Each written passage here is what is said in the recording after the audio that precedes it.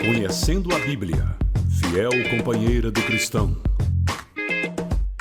Amados e queridos irmãos, a paz do Senhor Jesus. Aqui quem vos fala é o pastor Gabriel Batley e você está na Escola Teológica Pão da Vida. Queridos, eu estou muito grato a Deus por estar com vocês mais uma vez aqui na nossa lição de número 5. Hoje, nossa quinta lição, nós iremos aprender um pouquinho da cronologia dos fatos da Bíblia Sagrada.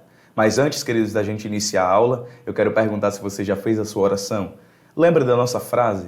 Teologia sem Deus é só mais uma logia. O importante desse nosso estudo é a preparação que o Espírito Santo vai fazer em você através desta aula, através deste módulo, através da Bíblia Sagrada. Você vai ser mais preparado. Então ore. Se você não orou ainda, pausa esse vídeo, peça a Deus que ilumine o seu entendimento e tenha uma boa aula. Amém? Vamos começar. Nessa nossa lição de número 5, Conhecendo a Cronologia Bíblica, nós vamos falar a respeito da cronologia dos fatos da Bíblia Sagrada. Nós não iremos falar da cronologia dos livros. Como assim, pastor? A cronologia dos livros é em que ordem os livros foram escritos. Um exemplo bem prático para você entender. As epístolas paulinas, que são as que Paulo escreveu, foram escritas antes dos evangelhos. Porém, quando a gente for para a lição que a gente vai abordar a cronologia do Novo Testamento, eu vou falar antes os evangelhos, narrar um pouquinho a história de Jesus, para depois Atos, para depois Paulo. Então, essa nossa aula, a lição 5 e a lição 6, são a cronologia dos fatos, não a cronologia dos livros. Posteriormente, nós também teremos uma aula bem rapidinha para a gente entender a cronologia da produção dos livros. Quais livros foram escritos primeiro? E aí a gente vai ter uma tabelinha que a gente vai entender tudo. Tá certo, meus amados? Seja muito abençoado nesta aula. A cronologia bíblica do Antigo Testamento, começando agora. A nossa apostila, que você já está com ela em mãos, eu recomendo desde sempre que você tenha a sua Bíblia, a sua apostila, alguma caneta e você me escuta aí pela videoaula. A nossa apostila aí, ela começa assim. Nesta lição devemos responder. Aí tem duas perguntinhas aí rápidas. A Bíblia foi escrita em ordem cronológica? E a segunda pergunta, como se deu a sequência histórica da Bíblia? Queridos, essas duas perguntas, só para a gente exercitar um pouquinho.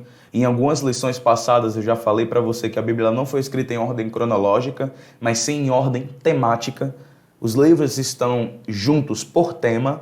Por exemplo, o Pentateuco, que são os livros da lei, é um tema. Nós temos os livros históricos, que vêm de Josué, até o finalzinho, até antes de Jó, lá em Esté, nós temos lá os livros históricos, depois nós temos os poéticos e os proféticos. Então, são temas, temáticos. Só que hoje aqui nós vamos abordar os fatos como aconteceram realmente. Nessa lição eu quero fazer um pedido a cada um de vocês, que vocês redobrem a sua atenção. Nós temos aqui, queridos, 3.000 anos de conteúdo histórico para narrar. São muitos anos e o nosso tempo, queridos, é muito curto. Isso aqui levaria, por exemplo, uma semana inteira só para a gente entender passo a passo da cronologia. Então, desde já eu digo para cada um de vocês, nós não vamos nos aprofundar nos personagens. A intenção dessa aula aqui é só para te dar uma noção de como os fatos históricos aconteceram, tá certo? Eu não vou, por exemplo, pegar Abraão e contar todas as histórias que aconteceu a Abraão. Por exemplo, Abraão foi para o Egito, Abraão retornou a Canaã. Quando Isaac pensou ir para o Egito, mas o Senhor não disse para ele não ir, ele voltou para Canaã. Eu não vou relatar como José foi vendido, eu não vou relatar todas as pragas que aconteceram com Moisés, quando Deus enviou Moisés juntamente com as pragas para libertar o povo. Então, a intenção dessa aula não é narrar todos os fatos da Bíblia, porque senão, queridos, a gente ia levar muito tempo. Futuramente, em outras oportunidades, nós teremos outros módulos que a gente vai abordar o Pentateuco, que a gente vai abordar os livros históricos, que a gente vai abordar os poéticos, os proféticos, e aí a gente vai ter mais tempo de trabalhar um pouquinho. Você perceba, por exemplo, que cada tópico desse daria para fazer uma pregação. Se você analisar a sua apostila, cada tópico desse eu poderia fazer uma pregação de 1, 2, 3 horas só sobre cada tópico desse. Então, eu não estou aqui interessado em falar para vocês o que aconteceu detalhadamente, mas sim te dar uma noção cronológica. O que é uma noção cronológica? Uma noção de tempo, de mais ou menos como cada coisa aconteceu. Para quando você, por exemplo, for ler o livro de Ezequiel não ficar. Será que Ezequiel conheceu o rei Davi? Ou, por exemplo, será que Jeremias ele conversou com com o rei Salomão. Tipo isso, para a gente ter uma noção onde esteve o profeta, onde esteve o rei, para a gente ter uma noção de por que havia dois reis. Por exemplo, tinha o rei de Judá e o rei de Israel. A gente vai ver isso aqui. A gente vai ver o reino dividido e como isso aconteceu. Então, é uma noção, até uma boa noção de como os fatos aconteceram. Para quando você for ler a sua Bíblia, você conseguir compreender. E aí a gente vai conseguir ter uma noção de como se deu a sequência histórica da Bíblia. Amém? Eu espero que eu tenha sido bem claro, tá certo, queridos? Qualquer dúvida, você pode entrar em contato conosco na nossa turma virtual pelo WhatsApp ou mande-nos um e-mail, tá certo? Vamos começar a nossa aula. Nós vamos aqui o nosso ponto de número 1, os acontecimentos pré-abraâmicos. Abraão, ele é um cara muito marcante na Bíblia Sagrada. Muitos estudiosos o chamam de o pai da fé. Ele é o pai da fé. A gente já viu várias vezes Abraão tendo esse nome, o pai da fé, porque ele foi aquele que creu e ele encabeçou toda uma fé. Foi Abraão. Então Abraão ele é um cara muito marcante. Apesar dele ter surgido só em Gênesis 12, em estudos de bibliologia, que é o que a gente está estudando aqui, os acontecimentos antes de Gênesis 12 são todos chamados de pré-abraâmicos. E esses acontecimentos subdividem-se em dois. Tem uma subdivisão aí que são dois. O primeiro, o período antediluviano e depois o período pós-diluviano. O período antediluviano está dentro do período pré-abraâmico e o período pós-diluviano também está dentro. A gente tem o período antediluviano, como está aí na sua apostila, olha. O primeiro ponto aí diz assim, é de Adão até o dilúvio. De Gênesis 1 até Gênesis 6. Alguns pontos aqui são importantes e a gente vai fazer alguma leitura. Eu não lerei todos os versículos, nem todos os capítulos, já para a gente economizar tempo, mas na sua apostila aí está bem discriminado os capítulos corretos. A criação da humanidade é o nosso primeiro ponto aí. Gênesis 1, versículo 26, a Bíblia diz assim: E criou Deus o homem, a sua imagem. A imagem de Deus o criou. Homem e mulher os criou. Olha só. O versículo 26, eu li o 27, queridos. Deixa eu ler o 26. E disse Deus, façamos a nossa imagem conforme a nossa semelhança, e domine sobre os peixes do mar, e sobre as aves do céu, e sobre o gado, e sobre toda a terra, e sobre todo o réptil que se move sobre a terra. Agora sim o 27. E criou Deus o homem à sua imagem, a imagem de Deus o criou. Homem e mulher os criou. O nosso estagiário aqui fica doido quando eu cometo esses erros, mas tudo bem. Vamos continuar. Queridos, e tem mais um versículo aí, ó. Gênesis 2,7, eu deixei para você conferir na sua Bíblia. Gênesis 2,7, a Bíblia diz assim: E formou o Senhor Deus o homem do pó da terra, e soprou em suas narinas o fôlego de vida, e o homem foi feito alma vivente. E o versículo 22 diz assim: E da costela que o Senhor Deus tomou do homem, formou uma mulher, e trouxe-a a Adão. E disse Adão, versículo 23, de Gênesis 2, Esta é agora osso dos meus ossos e carne da minha carne. Esta será chamada mulher, porquanto do homem foi tomada. Eu quero só fazer uma pergunta a vocês e eu quero já responder em seguida. Gênesis 1 e 26, Deus não criou o homem? Então por que Gênesis 2 e 7 a Bíblia diz que Deus criou o homem de novo? O primeiro homem foi realmente Adão? Eu não sei se vocês já ouviram alguns mitos ou algumas fábulas a respeito de Lilith. Já ouviram a respeito disso? Algumas pessoas dizem que em Gênesis 1 e 26 e 27, quando a Bíblia diz no versículo 27, homem e mulher os criou, eles dizem que essa primeira mulher não existe mais, eles chamam de Lilith. Isso, queridos, é só um mito, uma fábula, porque em Gênesis 2, versículo 22, Deus faz outra mulher. Qual é a confusão nisso tudo? Eles dizem que no capítulo 1 é uma mulher e no capítulo 2 é outra mulher. Eu estou aqui para desmentir isso. Talvez você nunca tenha ouvido falar a respeito disso, mas eu lhe preparo desde já. Gênesis capítulo 1 é como se fosse um esboço. Você já pegou um livro, ou mesmo a sua Bíblia?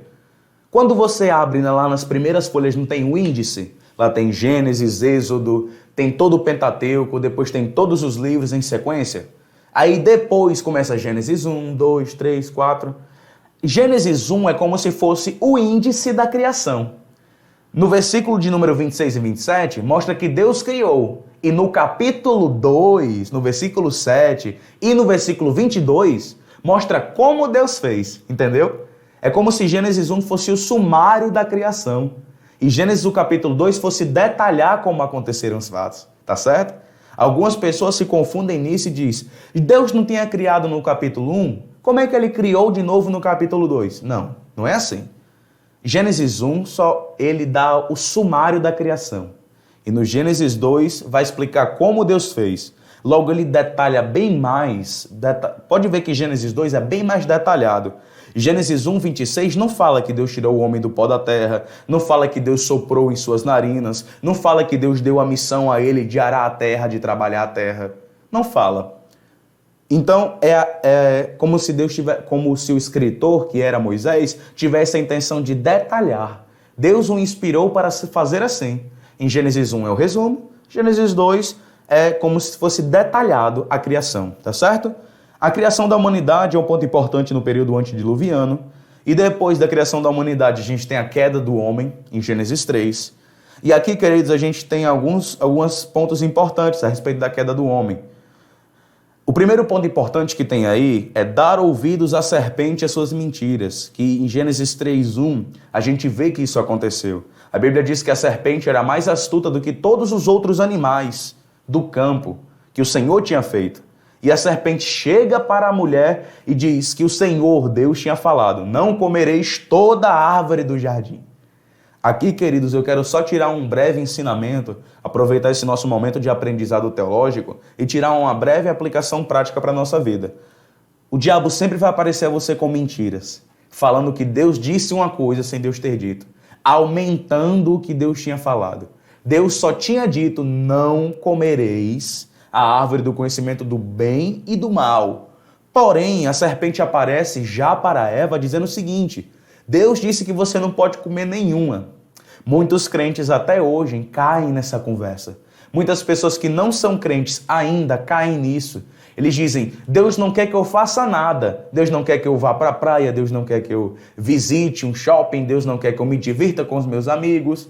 Sendo que a Bíblia diz para a gente se abster do pecado. Só isso. A Bíblia manda a gente se privar do pecado. Porque a Bíblia nos ensina que o pecado nos conduz à morte. Então a Bíblia manda a gente se privar da prática do pecado.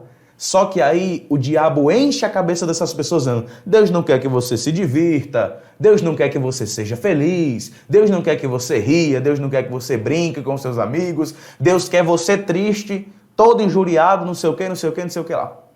Você já ouviu a falar a respeito disso? Quando eu me converti, todo mundo dizia isso. Vai ser crente, agora não pode fazer mais nada. Os tempos mudaram, mas ainda tem muita gente com esse pensamento. Crente não pode rir, não pode brincar, não pode soltar uma piada, não pode fazer nada. Crente tem que ser sério, enrijecido. Quem me conhece pessoalmente sabe que eu não sigo isso. Então, a gente é feliz na presença de Deus e a gente guarda a palavra de Deus. Não devemos dar ouvido às mentiras da serpente, tá certo? Outro ponto importante da queda é não lembrar das palavras de Deus. Gênesis 3:3 diz assim, mas do fruto da árvore que está no meio do jardim, disse Deus, não comereis dele, nem nele tocareis para que não morrais. Olha aqui, não lembrar das palavras de Deus corretamente. Deus só disse para não comer. Aqui a gente já tem mais um aumentativo, se eu posso dizer assim, um hiperlativo da ordem de Deus. Quando diz, não comereis dele, nem tocareis, para que não morrais. Aumentou o jugo da ordem de Deus. E não precisa fazer disso. Deus só disse não coma. Só que aí disse não coma e nem toque. O aumentativo da ordem de Deus. A gente faz muito isso. Deus manda a gente fazer uma coisa, a gente se espanta, faz errado, aumenta o jugo da ordem de Deus, da ordenança do Senhor, da lei do Senhor. Não devemos fazer isso. Devemos lembrar da palavra de Deus como ela é. Sem menos nem mais, do jeito que ela é, pura e simples. Outras coisas, em Gênesis 3:14 até o versículo 24, eu não vou fazer a leitura na íntegra, mas deixo para vocês fazerem. Gênesis 3, o versículo 14 até o versículo 24, tem as punições relativas ao pecado. A punição da mulher, a punição do homem e a punição da serpente. No nosso ponto C aí, diz assim, as consequências do pecado e a depravação do homem. Em Gênesis 4 e 5, a gente vai ver que o homem continuou a se depravar. O pecado começou a consumir a humanidade. A gente vai ver o primeiro homicídio, a gente vai ver os homens tomando várias mulheres para si. A gente vai ver os homens cometendo assassinatos. E só as consequências do pecado. O pecado, quando ele invade a natureza humana, ele tenta te destruir. Um abismo, a Bíblia diz o seguinte, um abismo chama outro abismo. E se a gente não procurar a Deus, a gente só vai se consumindo, piorando, piorando, piorando, piorando. E o nosso estado final é muito pior do que o início. Tá certo? É sobre isso que esse ponto fala. E por último, a gente vai ter o dilúvio, Noé e a continuação da humanidade. Gênesis 6, 7, 8 e 9 é o dilúvio, a pregação de Noé e a continuação da humanidade. Quando Deus ele dá ordem a Noé. Você já conhece a história? Deus deu ordem a Noé. Noé ele constrói a arca, ninguém dá crédito a Noé. E Deus ele salva Noé e a sua família e cada animal, macho e fêmea, separou. E aí está. E no capítulo 8, 9 e também no 7 a gente vai ver o desenrolar disso, tá certo?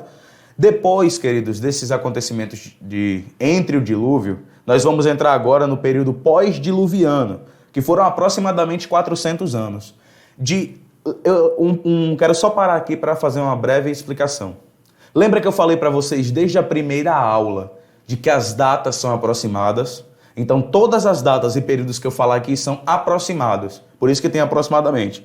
Nós vamos entrar agora no período pós-diluviano, que é aproximadamente 400 anos. O ponto A diz assim, o povoamento da terra. Gênesis 9, olha aí na sua Bíblia, confira aí comigo. Gênesis 9, 1 diz assim, e abençoou Deus a Noé e a seus filhos, e disse-lhes, frutificai e multiplicai-vos, e enchei a terra. Essa foi a ordem do Senhor, a bênção do Senhor sobre a vida de Noé, e Deus abençoou e mandou ele multiplicar. O nosso segundo ponto aí é a obstinação do coração do homem por poder. Olha aí a sua Bíblia, Gênesis 10, o versículo 8, diz assim, e Cuxi gerou a Nimrod, e este começou a ser poderoso na terra. O versículo 9, e este foi poderoso caçador diante da face do Senhor. Por isso se diz, como Nimrod, poderoso caçador diante do Senhor. Se você, queridos, continuar a sua leitura, vai ver o princípio do seu reino, que foi Babel. O reino de Nimrod, Babel foi fundada por Nimrod. E aqui os homens sempre com seu coração obstinados por poder. Nimrod, ele queria fazer uma torre, nós vamos ver essa torre já, é o nosso próximo ponto, para tocar os céus. E eles começaram, e Nimrod queria dominar sobre pessoas, dominar sobre coisas. Em outra aula, em outro momento, a gente poderia explanar a respeito de Nimrod. Para a gente ganhar tempo, a gente não vai falar a respeito disso especificamente, tá certo? Mas um ponto que eu quero relatar. O homem com o pecado, ele tem uma sede incansável por poder. O pecado consome o homem e o pecado dá legalidade para Satanás agir. Aí Satanás entra no coração do homem e coloca nele uma sede por poder. Ele quer mais poder, ele quer mais fama, ele quer mais domínio, quer mais reconhecimento. Assim foi com Nimrod. Assim foi com Nabucodonosor, assim foi com Faraó, assim foi com grandes personagens históricos como Hitler, como Stalin, como Mussolini, como tantos e tantos outros, como os imperadores chineses, o imperador da Coreia do Norte, todos aqueles com a sede de poder e dominar sobre pessoas. Eu quero só encerrar esse ponto dizendo o seguinte, tudo o que vem para dominar pessoas é um princípio babilônico, um princípio demoníaco. Deus não nos chamou para dominar pessoas. Deus nos chamou para dominar coisas. O que o homem tem que dominar? A terra, os animais, a produção. Ele tem que dominar isso. As coisas da terra. As pessoas a gente conduz em amor, em orientação, com todo o amor que nós temos. Por isso que Cristo diz, ama teu próximo como a ti mesmo. O princípio deste pecado foi o seguinte, você querer dominar sobre pessoas, e aí começa a escravidão. O homem querendo que as outras pessoas façam a vontade dele, custe a que custar, e não obedecendo os princípios bíblicos. Que se eu quero que uma pessoa faça algo por mim, eu primeiro tenho que fazer por ela, porque é melhor dar do que receber. Então, o homem começou com seu coração obstinado por poder, e Nimrod foi um dos primeiros dele. E aqui nós vamos ter outro ponto importante do período pós-diluviano, que é Babel e a confusão de línguas. Gênesis 11, o versículo 9, a Bíblia diz assim: por isso se chamou o seu nome Babel, porquanto ali confundiu o Senhor a língua de toda a terra, e dali os espalhou o Senhor sobre a face de toda a terra. O último fato que eu quero relatar para vocês antes de Abraão, do período pós-diluviano, é Babel, que é um ponto muito importante. Até Babel, todos falavam a mesma língua. Todos conviviam ali naquela região da Mesopotâmia. Você vai assistir já aqui neste mesmo módulo, Geografia Bíblica, e você vai entender mais um pouquinho de Mesopotâmia. O que significa isso, aquela região, que é muito importante. Mas antes de Babel, todo mundo falava a mesma língua. Não havia línguas diferentes. Todos falavam e se entendiam. Como eles eram obstinados no seu coração, tinham um coração mau, como eles se entendiam, eles faziam mal. E Deus desceu, a Bíblia diz, no versículo 9 de Gênesis 11, o Senhor desceu ali e confundiu, e eles começaram a não entender uns aos outros. Aqui, queridos, vale um pequeno parênteses para a gente abrir e entender. Se a gente não fala a mesma língua, não tem como a gente seguir junto. Pegou isso aí, né? Se a gente não fala a mesma língua, se a gente não tem o mesmo objetivo, se a gente não tem a mesma linguagem, a Bíblia diz, andarão dois juntos se não estiverem em concordância. Se a gente não falar a mesma língua, é impossível a gente continuar junto, porque você não vai me entender. A gente pode até tentar, pode até se gostar, mas se você não tem a mesma língua que eu tenho, isso você pode atribuir língua e fazer essa metáfora a várias coisas. A mesmo objetivo, a mesmo propósito, a mesmo desejo no coração, a mesma intenção. Um casal que não fala a mesma língua, não tem como dar certo. Então, queridos, a confusão de língua veio para acabar com o projeto de Nimrod na construção de Babel. E aí eles se espalharam sobre todo mundo. Quem falava a mesma língua ia para um canto, quem falava a mesma língua ia para outro, e assim surgiram os diversos idiomas e dialetos, e por aí vai. Nós vamos entrar agora em outro período muito importante, que é o período dos patriarcas. E a gente vai começar no período dos patriarcas com Abraão, o pai da fé. Lembra que eu disse que Abraão foi um cara muito importante na história da Bíblia? Eu não estava brincando quando eu disse isso. Por que, pastor, você está dizendo? Porque até Gênesis 11... Deus tratava a humanidade de uma maneira toda. Olha só, é muito importante você entender isso. Até Gênesis 11, de Gênesis 1 até Gênesis 11, a humanidade era uma só para Deus. A partir de Gênesis 12, com o chamado de Abraão, Deus começou a ser identificado como o Deus de um povo. O Deus de um povo. Gênesis 12, o versículo 1, a Bíblia diz assim: ora, o Senhor disse a Abraão: sai-te da tua terra e da tua parentela e da casa de teu pai, para a terra que eu te mostrarei. O versículo 2.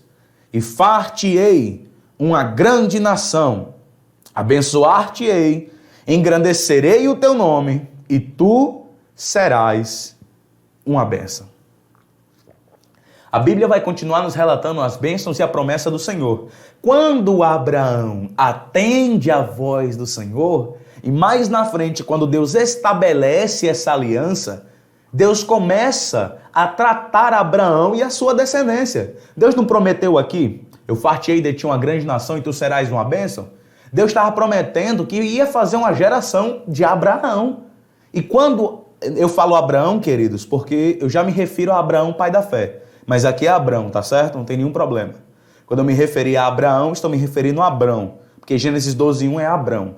Quando Deus chama a Abrão, e Abrão atende a voz do Senhor, era tudo que Deus queria. E a partir daquele momento, pela fé de Abrão, Deus estabeleceu uma aliança com o povo. Mais na frente nós vamos ver que Deus firma realmente essa aliança com Abraão e transforma Abrão em Abraão, transforma Sarai em Sara e firma realmente a aliança. Firmou realmente a aliança. E a partir desse momento, Deus trata a humanidade toda de lado um pouquinho, deixa a humanidade de lado um pouquinho e começa a trabalhar o povo que é descendência de Abraão. Salmo de número 105, o versículo de número 6... para comprovar para vocês esse nosso raciocínio, Salmo de número 105, tá certo? O versículo de número 6. Abra, por favor, na sua Bíblia comigo. A Bíblia diz assim: vós, sementes de Abraão, seu servo, vós, filhos de Jacó, seus escolhidos. Por várias vezes a Bíblia relata aqui que são sementes de Abraão. Quando você lê os evangelhos lá, eu tenho certeza que você já deve ter dado uma lida nos evangelhos. E muitas vezes os fariseus, os escribas, os saduceus, traziam para si o título de filho de Abraão. Ou Jesus mesmo relatava, houve um momento em que Jesus fez uma cura e disse o seguinte: porventura também não é este filho de Abraão? Jesus, quando disse isso, disse: porventura também não é esse escolhido? Não é povo escolhido? Então, a partir do momento de Gênesis 12, Deus começa a tratar um povo. É o Deus de um povo, o Deus de uma nação, o Deus que escolheu Abraão. Nós todos somos descendência espiritual de Abraão. Aleluia. Lembra lá em Gênesis 12, quando Deus disse: como as areias da praia, como a areia da praia e como as estrelas do céu. Olha só que coisa linda. Deus disse que daria uma descendência a Abraão tão grande como a areia da praia e como as estrelas do céu. A areia da praia é a descendência direta de sangue. São os filhos de Abraão, os filhos de Israel, a nação israelita. E, como as estrelas do céu, é a descendência espiritual. Nós hoje somos enxertados na família de Deus. Somos família espiritual, somos filhos espirituais de Abraão, aquele que creu. Então, a mesma fé que Abraão teve, hoje a gente tem na pessoa de Deus e a gente tem na pessoa de Jesus e somos filhos espirituais. Amém, queridos? Vamos lá, vamos continuar. João 8,56, mais um versículo aí, para a gente se basear, para a gente entender mais um pouquinho a respeito dessa descendência de Abraão. João 8,56, a Bíblia diz assim: Abraão, vosso pai, exultou por ver o meu dia, e viu e alegrou-se. Jesus, em seu discurso em João capítulo 8, diz que ele é antes de Abraão e confunde a cabeça daqueles escribas. Porque como é que pode? Se a gente continuar lendo, a gente vê no versículo 57 a confusão dos escribas e dos fariseus, porque eles disseram: ainda não tem nem 50 anos, e viste Abraão? Eles confusos, porque Jesus dizendo que Abraão viu e se alegrou, porque eles não entendiam o mistério. Mas vocês percebem que a aliança de Deus com Abraão é estabelecida e assim firma-se um povo. Para a gente recapitular, entender e prosseguir. Até Gênesis 11, Deus trata todo mundo de uma maneira. A partir de Gênesis 12, a humanidade continua o seu caminho e Deus trabalha um povo. Deus trabalha um povo, uma nação, que são os filhos de Abraão. Que aí vem Isaac, aí vem Jacó. Vamos continuar. O plano de redenção começou com um povo. Leia depois, queridos, eu deixo aí para atividade de vocês, Atos capítulo 7. Leia Atos capítulo 7 na íntegra, que é o discurso de Estevão. Estevão, no seu discurso, ele relata que a salvação começou com Abraão. Vamos continuar. Jacó, seus filhos e as tribos de Israel. Aqui, queridos, eu falo Jacó, seus filhos e as tribos de Israel. Tem um anexo. O anexo, ele está depois desta lição. Se você descer um pouquinho lá na sua apostila, abra lá o anexo, a gente vai ver as 12 tribos de Israel. As 12 tribos de Israel. Tem aí, ó. Na sua lição, é a primeira imagem do seu anexo. Diz assim: Jacó, com Bila, com Raquel, com Lia e com Zipa. Tem Jacó no topo e embaixo tem as 4 mulheres, que é Raquel, Bila, Lia e Zilpa. Bila e Zilpa eram servas de Raquel e de Lia, ou Leia, dependendo da tradução da Bíblia. Leia, Lia, é a mesma pessoa, tá certo? É só uma variação de tradução.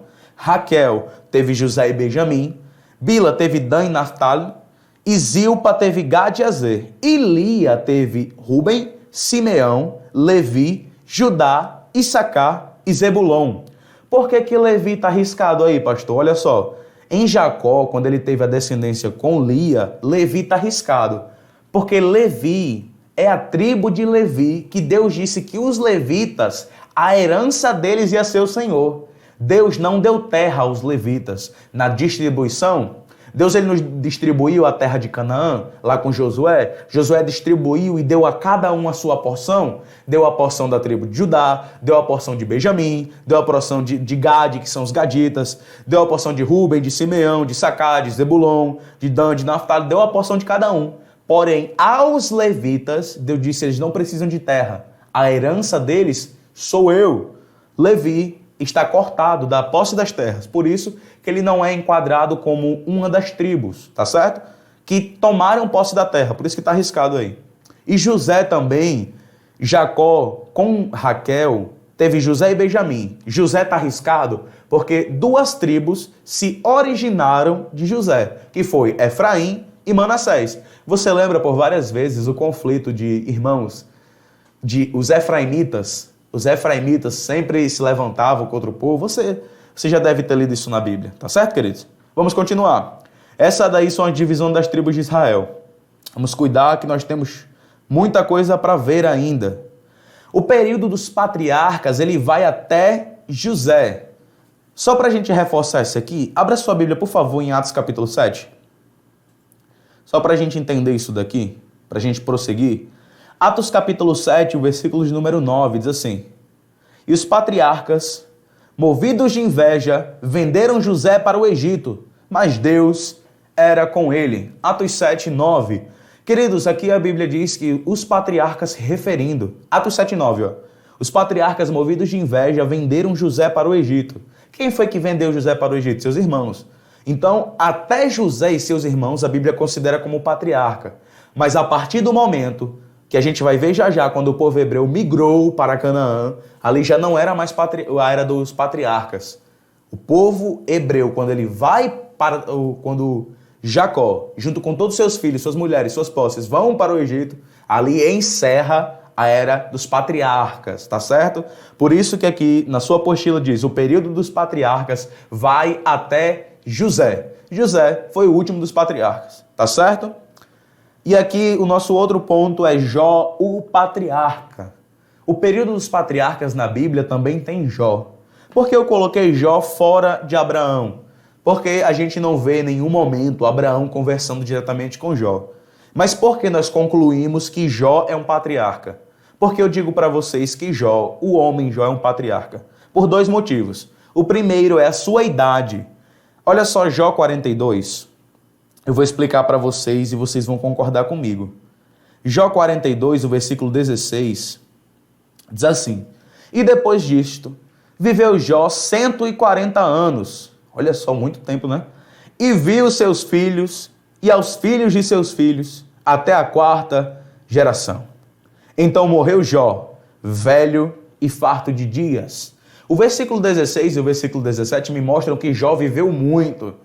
Eu não poderia ver essa idade deste tanto em outro período. Lembra que Deus encurtou a idade dos homens? Deus permitiu que os homens vivessem vários anos. Jó viveu quase 200 anos. Muitos anos.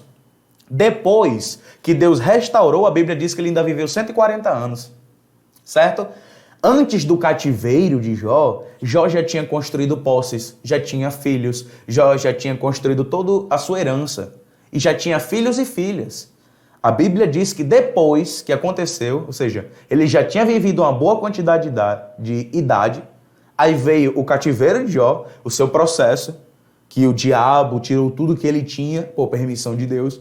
Deus tem a restauração, e depois da restauração ele ainda viveu 140 anos. Essa quantidade de idade só existia na época dos patriarcas. Em outro período da Bíblia não existia. Não existia. Por exemplo, Moisés viveu 120 anos e viveu já muito tempo. A Bíblia diz que Deus encurtou. Então, primeiro ponto, pela idade. E o segundo ponto muito forte, por que Jó não foi conterrâneo de Moisés? Por quê? Porque os sacrifícios oferecidos. Jó capítulo 1, por favor, olha aí para mim também, Jó capítulo 1, versículo 5. Sucedia, pois, que decorrido o turno de dias de seus banquetes, enviava Jó e os santificava, e se levantava de madrugada e oferecia holocausto segundo o número de todos eles, porque dizia Jó, porventura pecaram os meus filhos e amaldiçoaram a Deus no seu coração? Assim fazia Jó continuamente. Olha, queridos, preste atenção aqui. Moisés recebeu de Deus a instituição do culto e dos sacrifícios. Moisés recebeu de Deus no deserto o livro de Levítico e mostra como deveriam ser feitos os sacrifícios, o dia da propiciação, como deveria ser levado o cordeiro. Em Jó não tinha isso. Jó não era descendente de Levi e ele mesmo oferecia sacrifícios. Então eu deduzo que Jó ele viveu na época dos patriarcas, porque assim como Abraão oferecia sacrifícios, Jó também oferecia sacrifícios a Deus. Se fosse conterrâneo de Moisés, ele não ia oferecer esses sacrifícios, porque ele teria que obedecer à lei de Moisés. Então, nós deduzimos por esses dois pontos, pela sua idade e pelos sacrifícios oferecidos, que na época dos patriarcas você oferecia sacrifícios ali, oferecia sacrifícios em outro lugar. Onde você estivesse, você oferecia sacrifícios. Em Moisés isso muda. Então, por esses dois pontos, pela idade e pelos sacrifícios oferecidos, é que nós concluímos que Jó, ele vivia na época dos patriarcas. Se você, amado e querido irmão, quiser descobrir mais um pouquinho a respeito de Jó, tem um livro muito bom do Charles Swindoll, que ele faz a biografia de Jó. E lá ele diz tudo. E vários outros motivos e argumentos a respeito de Jó ser um patriarca. Tá certo? Meus amados, vamos continuar aqui. Nosso terceiro ponto. Lembrando, queridos, que se você estiver achando esse conteúdo, muito conteúdo, pause o vídeo, volte um pouquinho, tire dúvidas conosco. É muito conteúdo, né, gente? A gente já está atravessando vários anos de história. Nós estávamos em Adão e nós já vamos agora para Israel no Egito. O nosso terceiro ponto aqui é o povo hebreu no Egito até Canaã. Lembrando mais uma vez que a nossa intenção não é narrar todos os fatos que aconteceram. Por exemplo, aqui tem 430 anos de história. Nós temos todo o ponto. Então, queridos, nós não vamos descrever tudo, tá certo? Vamos só te dar uma noção histórica. Vamos lá. Vamos tocar a brasa. Israel no Egito, 430 anos. O nosso ponto número 3, ele começa com povo hebreu, do Egito até Canaã. Nós vamos aqui, queridos, falar alguns pontos para a gente se situar. Israel no Egito passou 430 anos. De Gênesis 46, confira aí na sua Bíblia, por favor. Gênesis 46, o versículo de número 3, a Bíblia diz assim: E disse, eu sou Deus, o Deus de teu pai. Não temas descer ao Egito, porque eu te farei ali uma grande nação. A gente vê aqui o próprio Deus falando a Israel. Lembra que Deus mudou o nome de Jacó para Israel na passagem do Val de Jaboque? Deus ele muda o nome de Jacó para Israel. E a Bíblia diz em Gênesis 46 que Deus falou ao coração de Israel, dizendo que ele não temesse descer para o Egito, porque era plano de Deus que Israel multiplicasse muito. E vocês sabem, queridos, a quantidade do povo que criou, que nasceu, que viveu no Egito. 430 anos, meu irmão, o povo se multiplicou. Para a gente fazer um cálculo básico aqui, só para a gente ter uma noção estimada, quando Israel sai de Canaã para o Egito, foi ele, seus filhos e alguns servos. Ele, seus filhos e alguns servos. Eu estimo de aproximadamente 50, 60 pessoas, se contabilizar as mulheres e os servos. Ou seja, pouco. Quando a gente tem 430 anos depois, a gente já faz um cálculo de aproximadamente 3 milhões de pessoas. Ou seja, em 4 séculos, você pegar 50 e chegar a 3 milhões, a Bíblia diz que só de homens de batalha eram 800 mil. Ou seja, eles cresceram muito e foi promessa de Deus. Gênesis 46 diz assim, o versículo 3, eu sou Deus, o Deus de teu pai, não temas descer ao Egito, porque lá te farei uma grande nação. Era plano de Deus Israel ir para o Egito. E agora, queridos, em Êxodo 12:40, me perdoem, Êxodo capítulo 12, versículo 40, nós vamos ver Deus tirando e dizendo para nós a quantidade de anos. Olha só, Êxodo 12:40, a Bíblia diz assim, o tempo que os filhos de Israel habitaram no Egito foi de 430 anos. Após, queridos, esse momento no Egito, Deus levanta, lembra que eu falei que a gente não tinha intenção de relatar todos os fatos? Deus ele levanta Moisés, Moisés juntamente vai lá, acontecem as pragas, acontece a Páscoa, os israelitas saem e vão para o deserto. Neste deserto aqui, nós teremos aula de geografia bíblica, tá certo ainda? Nós ainda teremos a nossa aula de geografia e eu vou mostrar para vocês no mapa qual foi o deserto, onde foi o Monte Sinai. A gente vai ver isso, tá certo? Então não se preocupe se você não sabe a localização exata. Números 1:1, a gente vai ver a trajetória do povo no deserto. Acompanhe comigo aí na sua Bíblia, Números 1, o versículo 1. Falou mais o Senhor a Moisés no deserto de Sinai, na tenda da congregação, no primeiro dia do segundo mês, no segundo ano de sua saída da terra do Egito, dizendo. Aí ele vai falar no versículo 2 e continuar a história. No original hebraico, tem uma Bíblia que tem o nome No Deserto, que é uma tradução mais aproximada diretamente do hebraico, diz no deserto. O livro de Números significa literalmente no deserto. No deserto. O livro de Números vai relatar os 40 anos. Para a gente entender o Pentateuco é o seguinte. Gênesis é os acontecimentos antes da saída deles do Egito. É todos os acontecimentos até a chegada do Egito, em Gênesis, desde a criação até o povo, descendência de Abraão, chegar ao Egito. Em Êxodo, a gente vai ver, Êxodo significa saída, significa a fuga, o escape, saída significa Êxodo. Êxodo vai relatar como eles saíram do Egito, como Deus os tirou, as primeiras frases de Deus a eles. Números vai relatar como eles agiram.